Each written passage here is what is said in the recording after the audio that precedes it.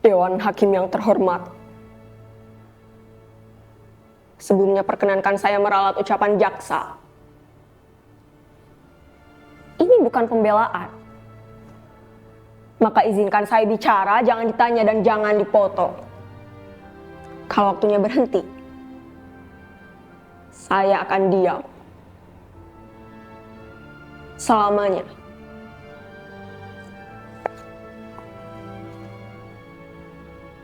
Nama saya Sumarah. Menjadi buruh, babu, budak, sudah menjadi pilihan hidup saya. Bertahun-tahun saya merangkak dan hidup di bawah kaki orang. Bertahun-tahun pula, Pak Hakim. Saya tahan mulut saya lipat lidah saya agar tidak bicara. Tolong, kali ini izinkan saya mendongak dan membuka suara. Karena sedari kecil, saya tidak pernah berani mendongakkan wajah. Apalagi di Karangsari, desa tempat saya dilahirkan.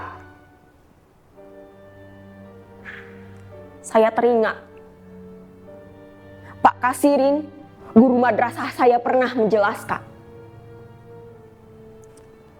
pembunuhan para jenderal itu dilakukan oleh sekelompok orang yang sangat keji, yang tergabung dalam organisasi PKI.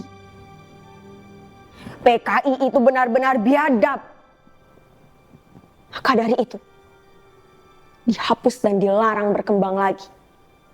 Dan seluruh antek-antek PKI dihukum.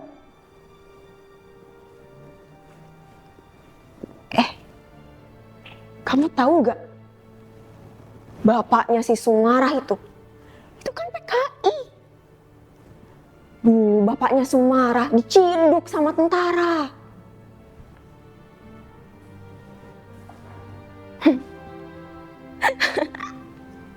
PKI katanya. Kata siapa? Bapak saya bukan PKI. Suliman itu bukan PKI. Semuanya berawal ketika Bapak menjadi kusir andong. Bapak mempunyai pelanggan bernama Pak Wasto. Pak Wasto juga sering membeli gula dari Simbo untuk disimpan di koperasi. Bahkan Pak Wasto membiarkan Bapak deras kelapa di kebunnya.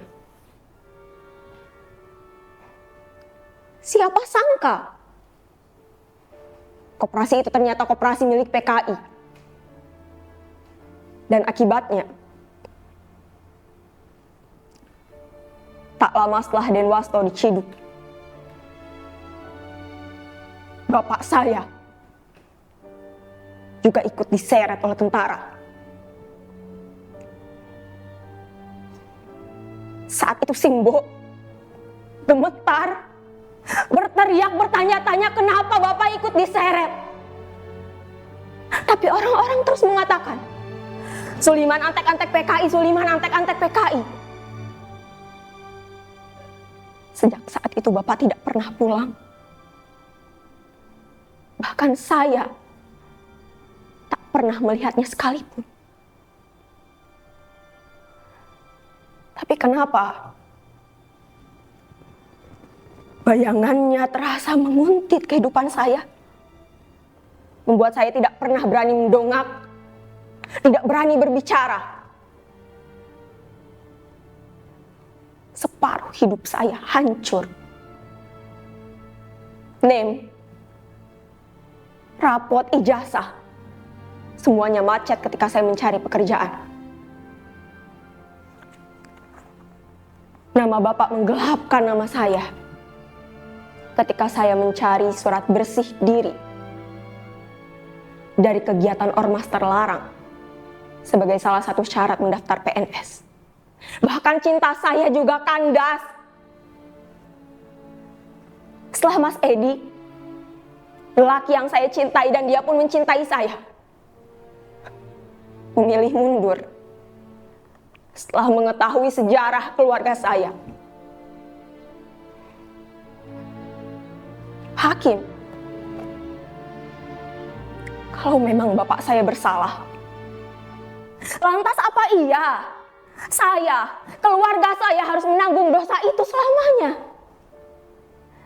Dikucilkan, dirampas hak kami, dan selalu terdepak di negeri sendiri. Saya lelah, Pak Hakim. Saya ingin pergi jauh ke tempat di mana bayangan Bapak tidak dapat lagi menguntit hidup saya.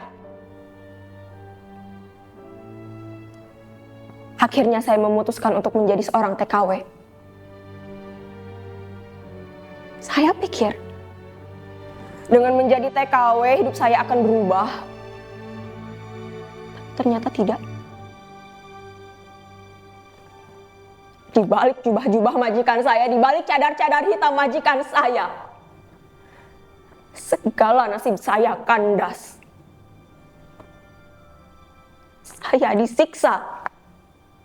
Gaji saya setahun hilang. Dan saya pagi. Saya diperkosa. Setelah bertahun-tahun, saya disempilkan di negeri sendiri.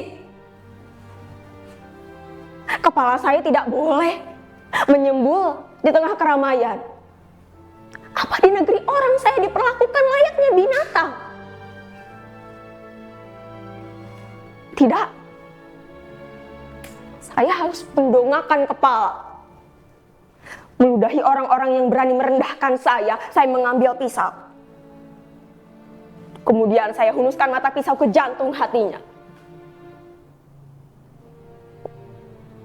Majikan itu saya bunuh. Semuanya. Saya tahu. Saya telah menjadi gelap yang sesungguhnya. Setelah bertahun-tahun saya tidak salah tapi tetap disalahkan. Akhirnya dengan penuh keberanian, saya melakukan salah yang sesungguhnya.